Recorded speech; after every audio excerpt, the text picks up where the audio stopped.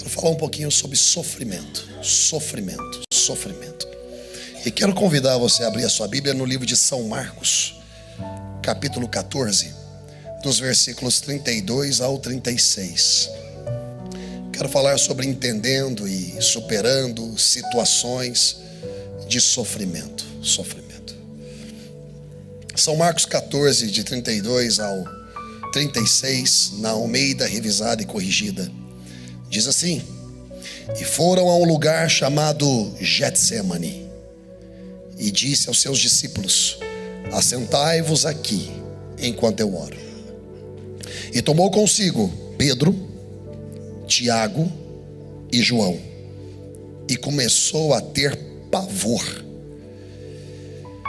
e a angustiar-se, e disse-lhes: a minha alma. Quem está falando aqui é o Verbo encarnado. Quem está falando aqui é o Jesus poderoso.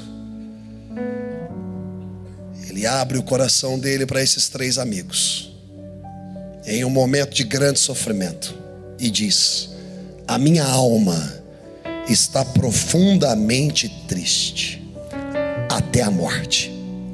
Ficai aqui e vigiai.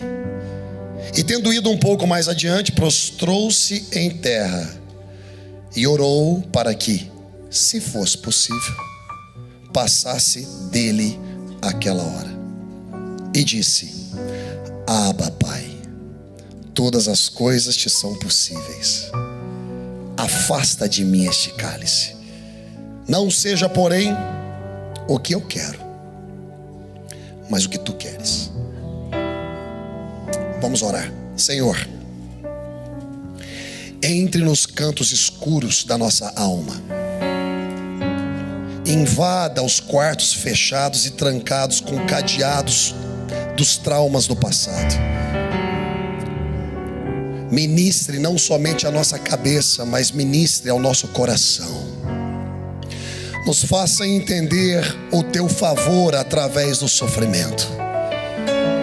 Que ao sairmos dessa noite, venhamos a sair fortalecidos pelo encorajamento que só podemos encontrar na tua palavra. Fale conosco e nos toque de uma forma especial. Em nome de Jesus. Amém. É possível entender a vida sem sofrimento? É possível vivê-la sem sofrimento? O sofrimento nos melhora. É o que diz a palavra em Romanos 5:3, na Nova Versão Transformadora. Diz assim: dificuldades e provações produzem perseverança. Perseverança produz caráter aprovado, e caráter aprovado fortalece a nossa esperança. Não tem como passarmos por essa vida sem sofrer. Não é uma promessa, é um aviso. O próprio Jesus disse: no mundo tereis aflições, mas tende bom ânimo, porque eu venci o mundo. Então não é o acúmulo de aflição, mas é a perda do ânimo que nos faz muitas vezes cair e ficar. Mas não há nada no chão que o Senhor não possa levantar. Não há nada quebrado que Ele não possa restaurar. Não há nenhum problema tão profundo que Ele não possa resolver. Ele continua sendo restaurador. Ele continua sendo perdoador. Ele continua sendo aquele Deus que redime, que reme. Ele continua sendo o Senhor que nos acolhe nos tempos mais complicados, dificultosos da nossa vida. Ele continua sendo o Jeová Jireh, Jeová Shammah, Jeová Rafa. Ele continua sendo o Deus presente, mesmo quando às vezes sentimos que Ele se encontra ausente. Ele continua ali. Ele continua trabalhando conosco diante das nossas circunstâncias e através das nossas situações. Agora, é fato que existem pessoas que não só se perderam no sofrimento, mas perderam o sentido da vida. É como que a bússola da alma se encontrasse desorientada. Gente que passou por uma decepção tão profunda, tão aguda, que não consegue mais se nortear na vida. perderam a esperança de dias melhores. O sofrimento ele pode causar isso, pode deslocar um coração orientado, pode fragmentar a fé de uma pessoa que tem propósito de Deus na vida. Muito tempo sofrendo fragiliza a fé. O meu Deus não é o Deus só dos fortes, o meu Deus também é o Deus dos fracos. Ele foi o Deus de Gideão, que não acreditava nele. Ele foi o Deus de Davi no momento de maior fraqueza. Ele foi o Deus de Davi. Ele foi o Deus daquele pai desesperado, em busca de cura para o filho que se jogava no fogo e se dilacerava. E os discípulos nada fizeram. E quando Jesus chegou, o pai falou: olha, os seus discípulos estavam aí e tudo, mas ninguém conseguiu ajudar o meu filho. E Jesus disse: mas qual é o problema? Desde criança, o diabo é tão covarde que muitas vezes ele atinge até as crianças. Desde criança ele sofre com isso. Ele se joga no fogo, ele se corta desde criança. Agora já é jovem, imagina só o tanto de tragédia e sofrimento que esse pai estava passando. Quando você passa por muito tempo sofrimento, a sua fé vai sendo fragilizada mesmo. E está tudo bem confessar, está tudo bem dizer: meu amigo, eu estou sofrendo há tanto tempo que eu nem sei se eu creio mais, eu nem sei se devo mais seguir aquilo que Deus me ordenou seguir. O sofrimento faz isso com as pessoas, desloca o coração, desorienta a bússola da alma, tira o nosso norte, faz com que a gente deixe de acreditar em pessoas, faz com que a gente deixe de acreditar em família, na igreja do Senhor, até mesmo, por que não dizer, na palavra de Deus. Nós abandonamos a palavra profética liberada, nós abandonamos as promessas. Por causa de quê? Por causa do sofrimento. O sofrimento faz isso. E está tudo bem confessar e falar: eu tenho sofrido tanto que eu nem sei se eu quero acreditar mais. Nem sei se eu quero acreditar mais. Nós entramos nos nossos quartos e trancamos a porta, assim como os discípulos fizeram. Os discípulos, quando Jesus estava no Gólgota, um só estava do lado de sua mãe, chamava João. E esse recebeu uma grande bênção. Jesus da cruz disse: mulher, eis aí o teu filho. Filho, eis aí a tua mãe. Mas o restante dos discípulos estavam fechados, a portas trancadas. As portas estavam trancadas, porque o sofrimento faz isso, faz com que você entre em um quarto e feche a porta. A depressão faz isso. Imagine só o coração dos discípulos, a esperança de Israel, o grande Messias, o Deus poderoso, aquele que faz milagres e restaura situações. Agora o nosso Senhor, a nossa solução, a nossa esperança está lá no Gólgota sendo crucificado. O que será de nós? Os judeus estão nos perseguindo. É melhor ficar aqui do que obedecer a palavra do ide e pregar o evangelho. O sofrimento faz isso. O sofrimento, ele apaga a comissão, ele apaga a vontade de servir. Mas 8 dias depois, Jesus já ressurreto, ele não precisa bater na porta e nem quebrar o cadeado.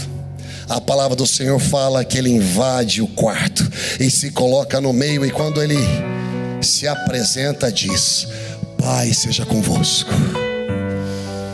E os discípulos, olhando para ele, ficaram admirados. E aí vem a segunda palavra: recebam o Espírito Santo. E soprou sobre eles o Espírito Santo. Meu Deus, como você precisa desse sopro hoje. Sopro de ânimo, sopro de restauração, sopro para voltar para a missão. Nós precisamos desse sopro. A vida vai castigando mesmo, como eu disse hoje de manhã, ela vai nos alfinetando, vai nos espetando. É traição, é ingratidão, é decepção, mas você continua com uma palavra de Deus na vida. Não se esqueça disso. Ele não terminou contigo, ele vai cumprir tudo aquilo que ele prometeu. A obra continua, o projeto continua. O que você está fazendo? Há portas trancadas com um cadeado desse tamanho, com o nome traumas. Não! O Senhor está entrando no seu quarto hoje, psique emocional, ele está entrando na tua alma e dizendo: Pai seja convosco. Receba o ânimo do Espírito Santo, receba o encorajamento que vem de mim, receba o refrigério, receba o consolo, receba.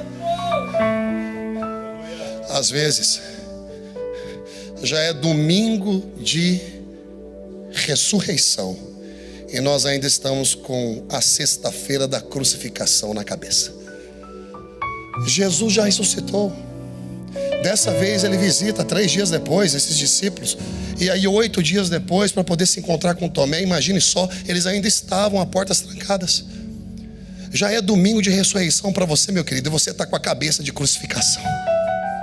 Já é domingo de ressurreição para você, e você está com a cabeça no passado que não te projeta mais, mas que te escraviza, te engessa, te atrofia em viver aquilo que Deus tem para você. Já é domingo de ressurreição e você está com a cabeça na crucificação. Você está com a cabeça no Gólgota, alimentando aquilo que te paralisa.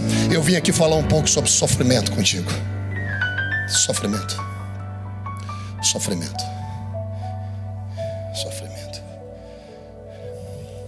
Getsemane, lugar da prensa. Muitas oliveiras, fica nas bases do Monte das Oliveiras. Oliveiras que produzem azeitonas, que são esmagadas e o óleo sai. O primeiro para adoração. Ninguém consegue adorar adequadamente sem ser esmagado apropriadamente. O Senhor nos esmaga mesmo. A vida nos amassa mesmo. Mas quanto mais a vida nos amassa, mais o óleo vai saindo, mais unção vai saindo, mais empoderamento vai saindo, ferramentas e capacitação dos céus vem vindo, e aí a gente vai trabalhando para Ele, e aí deixa amassar mais, porque uma oliveira não deixa de produzir. Esse é o Getsemane, é o que significa lugar onde a oliveira verdadeira seria amassada. Getsemane é a antessala da prisão. Getsemane é a antessala da humilhação. Getsemane é a antessala do açoite, da cruz, do Calvário. Getsemane é a sala de espera do abandono. Ele seria abandonado pelos seus. O Getsemane de Jesus está lá em Israel, mas quem sabe o seu está aqui em Orlando. O Getsemane de Jesus está lá na terra prometida, mas quem sabe para você, o Getsemane está dentro da tua casa, está no teu trabalho, debaixo de perseguição, alguém querendo te pegar e te algemar. Todos nós temos um Getsemane. Talvez o seu Getsemane é quando você perdeu algo que você tanto amava, trabalhou tanto por algo e de repente alguém veio e te tomou. O sentimento dos discípulos era esse: estão tomando aquilo que para nós é precioso. Quantos de nós experimentamos um Getsemane assim? Getsemane é a antessala da morte e do sepultamento. Você sabe que às vezes sofremos antes de sofrer. É a dor antes da dor. Foi isso que aconteceu com Jesus. No Getsemane ele sofreu antes de sofrer. Ele sentiu em sua carne, na sua alma, uma dor tão intensa antes mesmo de sentir a dor física. Esse é o Getsemane. Jesus sabia o que iria acontecer depois daquele momento no Getsemane. Ele sabia. Com isso eu quero compartilhar algumas lições ao seu coração. A primeira lição é que mesmo no Getsemane da vida, o Senhor nos dá amigos de verdade no ambiente de dor. Ali no Getsemane estavam Pedro, Tiago e João. Pedro é o amigo que defende. Todos nós precisamos ter um Pedro na vida. Aquele que vai pular na frente com um canivete na mão e cortar a orelha de quem quer que seja. O Pedro é considerado um doidão, mas pode ter certeza que ele vai te defender até a última instância. Ele é corajoso, ele é destemido, às vezes impossível, mas Jesus nos ensinou a seleção de amigos. Ele escolheu 3: Pedro, Tiago, João. Todos nós precisamos ter 3 tipos de amigos como esses que Jesus escolheu. Todos nós temos que ter um Pedro. Talvez agora, falando contigo, você está analisando aí: quem é o meu Pedro? Quem é o meu Pedro? Quem é o meu Pedro? Pedro corta a orelha mesmo, ele não está nem aí. Ele vai pular na frente, mesmo às vezes desobedecendo o líder. Ele vai fazer porque ele entende que tem que defender. Você tem que ter um amigo assim, um doidão, que vai para a guerra contigo. Está lá uma gangue esperando depois da escola e ele pula junto contigo. Glória a Deus. Tem gente que é Pedro, e glória a Deus pelos Pedros. Tem outro amigo em um momento de sofrimento que você precisa ter. sofrimento, que é João. João é um amigo que conhece o coração da gente.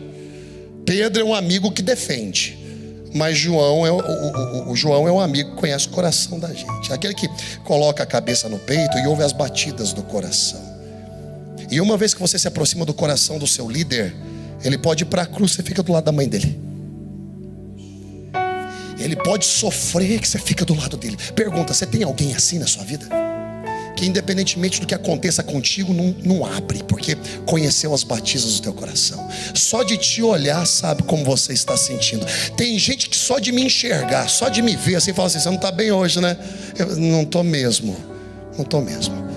Todos nós precisamos de um João. Precisamos de Pedro, o amigo que defende. E precisamos de João, o amigo que é próximo do coração, que vai contigo, cara, para qualquer jornada desafiadora. Todos estavam trancados em um quarto, mas João estava exposto no Gólgota. Quer me matar? Me mata também, porque a minha vida não faz sentido sem você. Então pode me matar. Pode me matar, eu estou aqui contigo. Não teme a morte. Jesus também nos ensina que é importante ter um amigo como Tiago. Assim como Pedro é o amigo que defende, João é o amigo que conhece o coração da gente, Tiago é um amigo presente.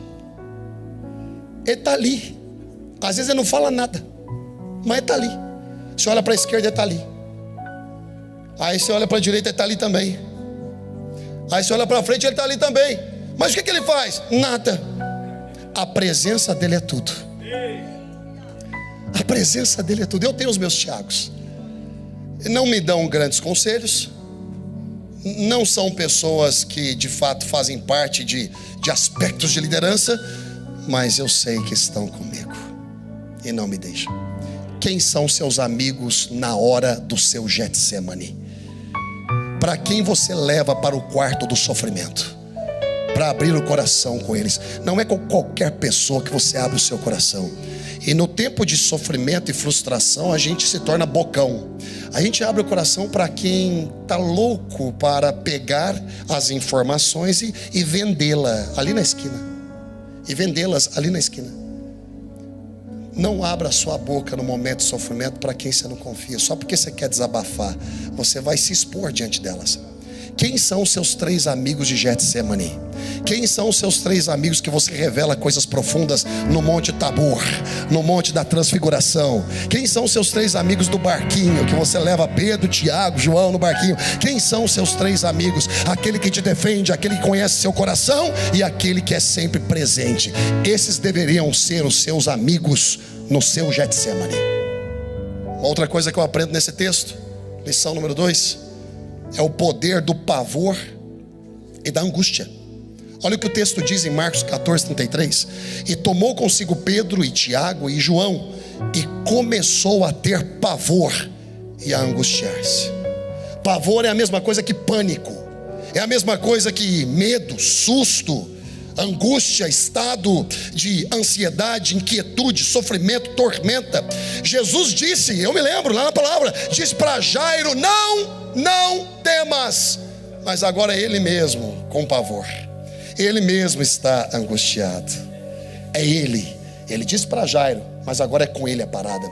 Muitas vezes você vai falar para as pessoas aquilo que de fato você tem que dizer para elas, encorajando elas. Mas e quando é contigo? E quando é contigo? Você conversa consigo mesmo? Você começa a lembrar das promessas do Senhor, como Jeremias, Lamentações de Jeremias diz: eu quero trazer à memória aquilo que me dá esperança. Como você se trata? Tratar os outros bem é muito bom, mas tratar você também é bíblico. Você tem que amar primeiro os outros, assim como você ama você mesmo. O amor parte do Pai para ti e de você para o outro. Se você não se ama, não se respeita, não se valoriza, como você vai esperar isso de outras pessoas? Você é o primeiro a defraudar o seu próprio amor. Aqui Jesus se angustiou.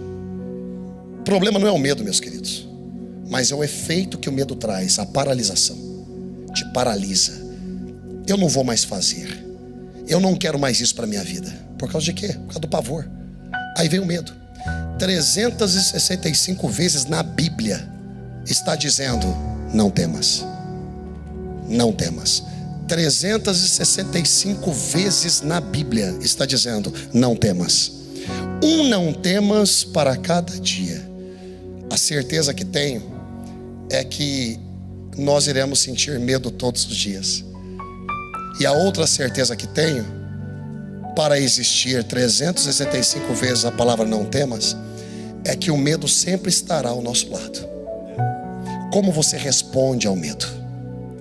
Qual é a sua ação mediante a tribulação?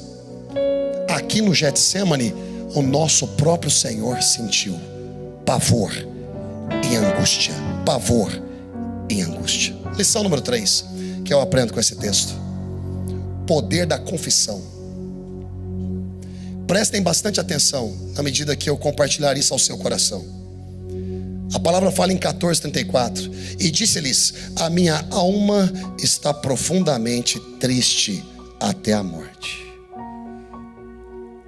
A tristeza tem o poder de nos levar à morte. Dizer o que sentimos nos alivia de fazer o que sentimos. Se você não confessar, se você não falar com alguém, você vai fazer. Falar é importante.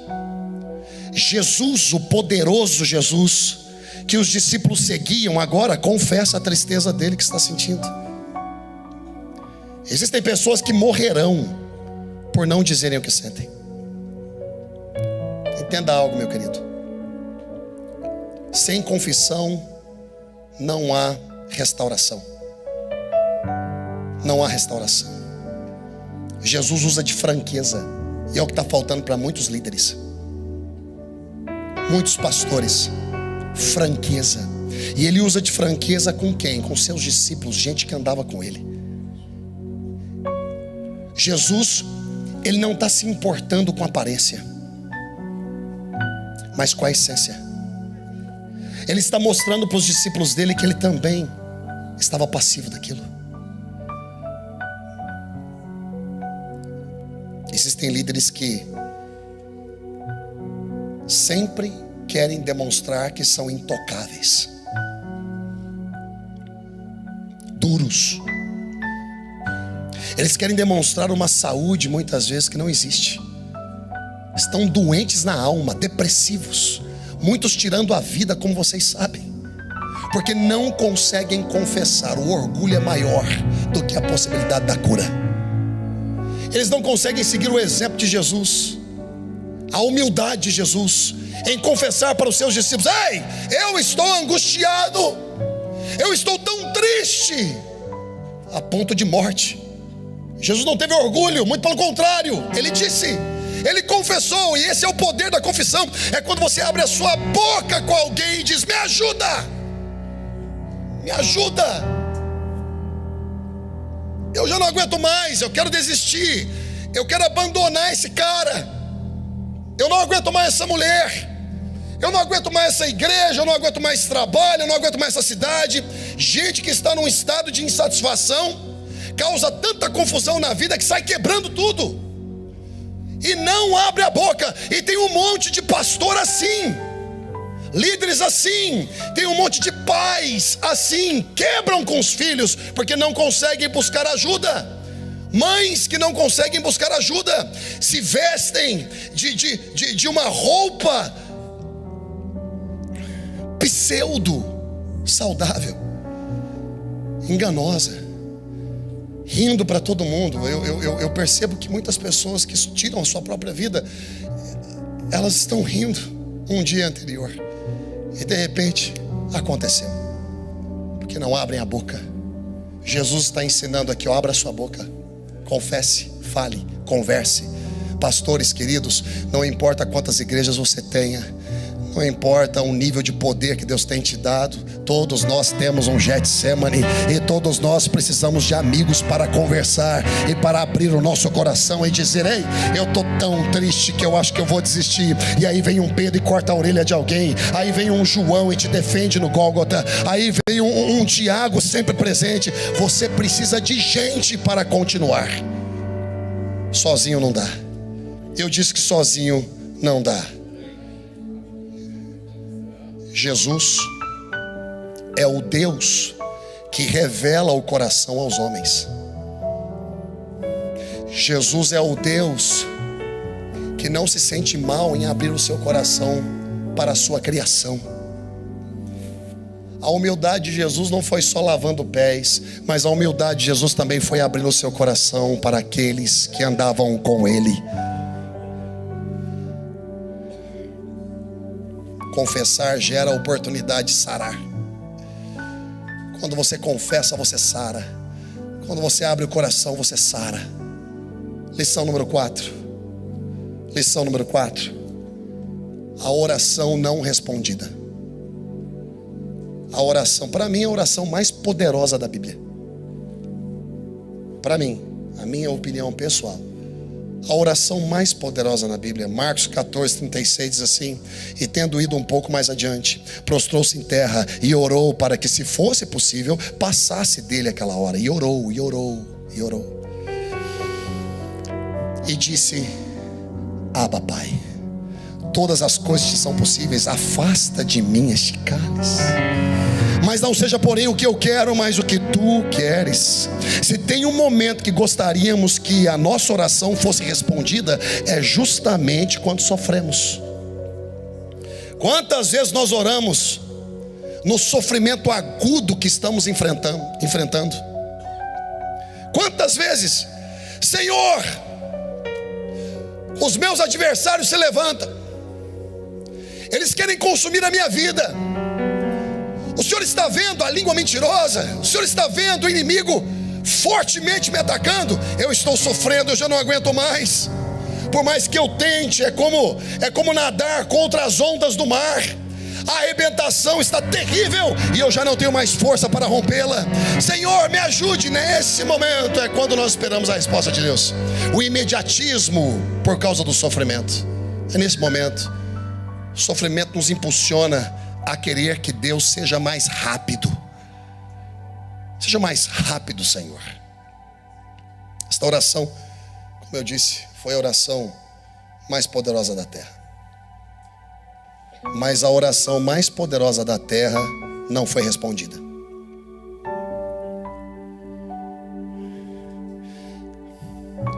Ele pode não responder a sua oração, porque o que você está enfrentando faz parte do destino e do propósito que Ele tem para você. Não entendemos, mas Ele está ali. No meio do seu sofrimento, Ele está ali.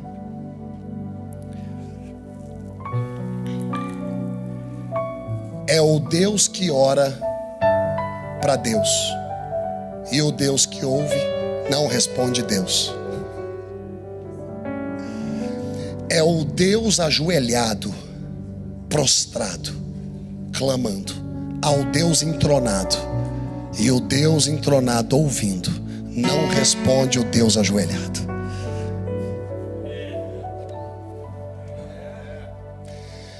E por que Deus teria o compromisso em responder todas as nossas orações? Você deveria agradecer porque Ele não responde algumas. Já tiveram muitas orações que eu fiz, Vasco, que vou falar com você: graças a Deus Ele não respondeu. Graças a Deus. Graças a Deus. Aí vem a grande pergunta teológica: que cálice é esse? Passa de mim esse cálice. Muitos pensam que é a morte, que é a dor, que é a acusação, que é o julgamento, que são os açoites, que seja a cruz, quem sabe o Calvário, tantas horas na cruz. Não. Desde o Éden, Jesus já sabe o que é morrer, através daquele primeiro animal que foi sacrificado. Jesus entende de morte quando lá no Moriá ele foi imolado tipicamente no lugar de Isaac. O nosso Senhor é um homem de sofrimentos. Dor não é o cálice que ele pediu para passar. O que na verdade ele pediu para passar foi a possibilidade da ausência do Pai. No sofrimento nasceu um novo método de oração. Pela primeira vez ele fala: Abba, Pai. Abba, Pai. Cálice é a ausência do Pai. O Verbo, Criador de todas as coisas, coroa do universo. Tudo que existe, existe por causa dele. E se ele não existisse, nada que existiu passaria a existir. Agora sabe que estará só. E na cruz disse: Eloi, Eloi, lama sabachthani. A pior coisa em um sofrimento é se encontrar sozinho, ou sentir-se sozinho. Não existe sofrimento pior que esse. O sofrimento de um preso não é só estar preso, mas o principal deles é a solidão. É por isso que a solitária é a punição de quem está na prisão. Sozinho. Quando as pessoas me abandonam, eu sobrevivo. Mas quando eu me auto-abandono, é inconcebível. Não se abandone no sofrimento. O Senhor continua trabalhando contigo. E tudo que Ele tem para você vai se manifestar na hora certa. Creia nele. Tem gente aqui me ouvindo que está em alto nível de sofrimento. Alto nível. Desesperança, angústia. Está no seu Getsemane. Mas eu quero te informar algo que Jesus também sabia. Que já Ele estaria assentado à destra de Deus Pai. Logo ali na frente, o Senhor irá te honrar. 2 missionários antigos, já idosos, depois de servirem muito tempo no campo missionário, voltaram para casa. E quando voltaram para casa, nenhuma festa foi feita. Então um homem revoltado bateu a porta dizendo para a mulher: eu vou dar uma volta. Como pode, depois de tanto tempo no campo missionário, me doando, você se doando, a nossa vida no reino, e voltarmos para casa e não sermos recepcionados adequadamente? Como não recebemos a recompensa adequada? Então ele bateu a porta e saiu. E andando pela rua, ele questiona Deus: Deus, eu volto para casa e eu não sou recompensado adequadamente com reconhecimento do meu trabalho. Trabalhei tanto tempo, esse sequer um abraço eu tive. Eu voltei para casa e ainda não recebi aquilo que eu esperava receber. Então uma voz do alto veio dizendo para ele: você ainda não chegou em casa.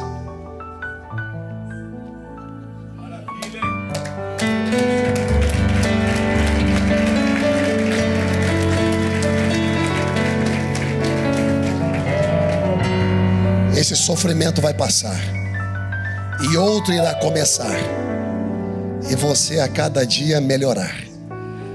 Você não tem outra escolha a não ser viver para Ele, segui-lo. Deus vai dar ordem a seu respeito. Quinta e última lição.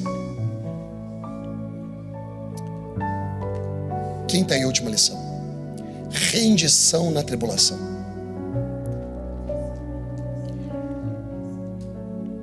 É verdade que nós temos que lutar quando estamos passando por situações difíceis. Lutamos. Uma pessoa, por exemplo, que está quase morrendo afogada, ela luta. Ela luta. E muitas vezes se afoga por causa do apavoro ou do cansaço. Nós temos que lutar. Mas Jesus nos ensina algo: que também existem sofrimentos e lutas que temos que nos entregar. É a rendição. Nós temos que entender isso. Momento de lutar e momento de se render. Se render porque é da forma que Deus deseja e não da forma que você quer. Jesus orou, logo entrou em si, não perdeu a sobriedade, mas nunca, jamais seria da vontade dele, mas a vontade do Pai. E ele veio para realizar a vontade do Pai. Ou seja, se você entregou a sua vida para Jesus, vai ser do jeito dele, da forma dele. Você pode não estar entendendo e até lutando contra e questionando Deus. Deus, o Senhor me chamou, uma promessa linda, um sonho lindo, e por que eu estou enfrentando o que eu estou enfrentando? E quem sabe o céu vai se calar, e você lutando, e de repente o céu vai dar a ordem. Você precisa se render. Pare de dar abraçada, comece a boiar. Pare de dar abraçada, comece a confiar. Tem tempo de lutar, mas também tem tempo para se render. Jesus se rendeu no Getsemane para cumprimento de propósito. Talvez é o que você tenha que fazer hoje: se render. Talvez é o que você tenha que fazer hoje: vir aqui na frente e falar assim: Senhor, eu não tenho entendido e tenho questionado muito. Eu tenho lutado tanto e até feito muitas inimizades, porque sabe como é que é? Na luta pela sobrevivência, a granada vem de cá e granada voa para lá. Mas sabe de uma coisa? Eu me rendo. No meio do sofrimento, Deus pode fazer coisas fora do entendimento. E quando você não entende, se renda, se entregue. Virá acusação, eu sei que virá acusação.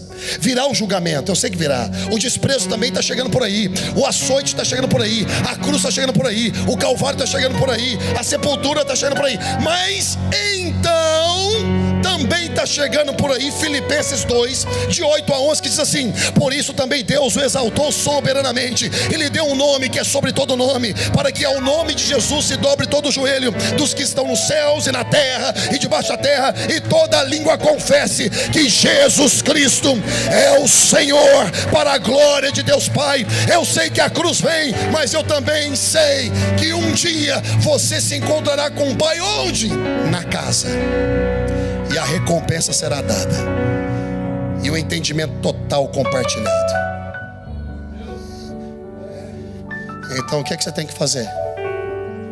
Se renda. Eu estou te convidando a se render. Mas eu vou entregar. Entregue. Jesus nos ensinou a nos entregar também. Ele se entregou aos soldados, e o Pedro tentando impedir, e ele curando aqueles que vieram o algemar. Malco foi curado. Se entregue. Talvez a razão do sofrimento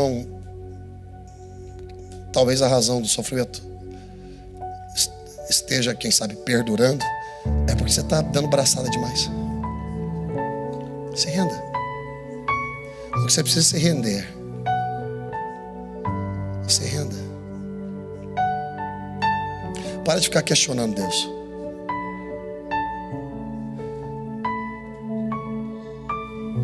Mas eu estou orando tanto e Deus não fala nada. Ele também não falou com Deus ajoelhado. Está tudo bem quando Deus não responde. Sofrimentos como o do irmão, filha de 38 anos de idade, 37 anos, era a minha idade, alguns meses atrás, do nada, dormiu e não acordou. Linda, por sinal, casada, um filho de 15 anos, outro de 9, outro de 5 e outro de 3. Como entender esse sofrimento? entender uma jovem de 37 anos dormindo e não acordando, e 4 filhos ficando? Me explica. Não consigo. Então se renda. Se renda à obra, se renda à missão, se entregue. Alguns meses atrás o meu telefone tocou às 3 da manhã. Era o Everton, o Vevé e a Miriam, que te abraça todo domingo. Aquela que pega o seu número de telefone quando você entra na igreja. Ela mesma. Aquela que ganha uma pessoa num abraço, enquanto eu tenho que preparar um esboço de 1 semana e pregar 1 hora para tentar alguém. Para tentar ganhar alguém, ela ganha no abraço. E eu saio no meu carro voado. E o filho dele se foi também, com 18 anos. E sabe onde ela está? Te abraçando todo culto quando você chega.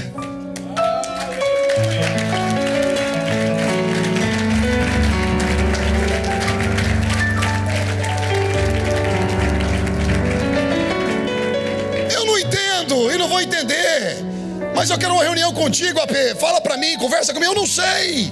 Tem gente que me questiona coisas e me pergunta coisas. E sabe, mania de líder sempre querer ter uma resposta. Eu não tenho vergonha nenhuma. Existem cada pergunta cabulosa. E quando vem eu olho assim, e aí, AP, o que você me diz? Não sei. Eu não sei.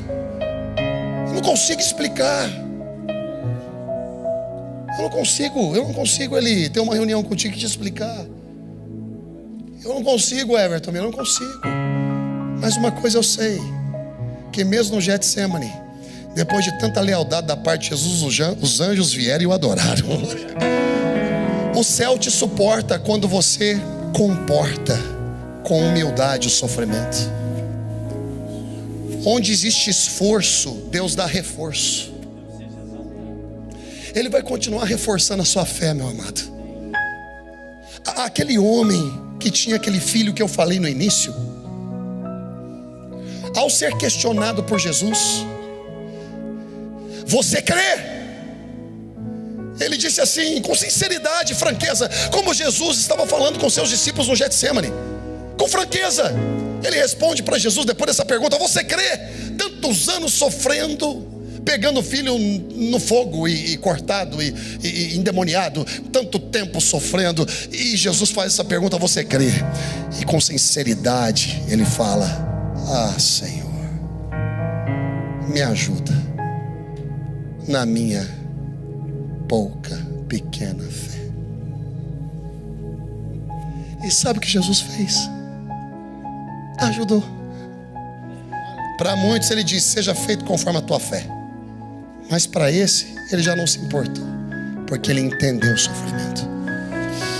Tem momentos na nossa vida que a gente sofre, meu amigo, e você não consegue ver, mas a mão do Senhor está ali. E Ele usa alguém para te levantar e para te colocar no rumo de novo. Não faça do seu sofrimento o seu local permanente, mas entenda que Ele cumpre propósitos eternos e divinos. Então o meu convite para você nessa noite gloriosa é: se renda.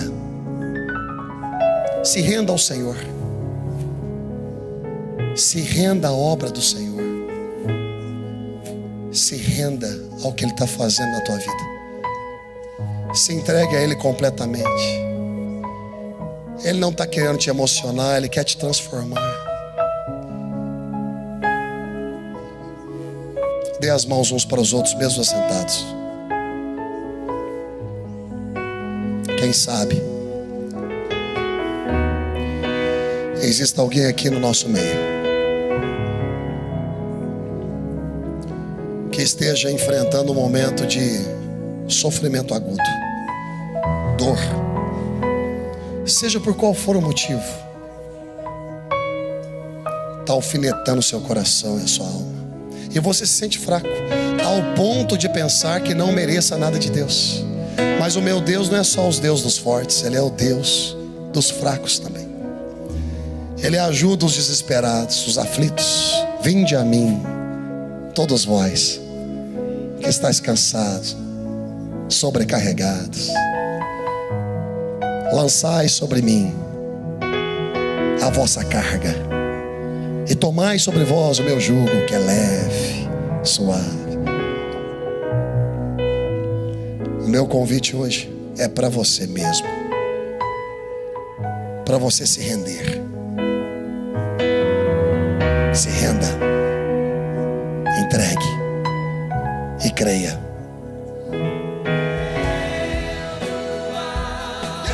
Yes. És tu.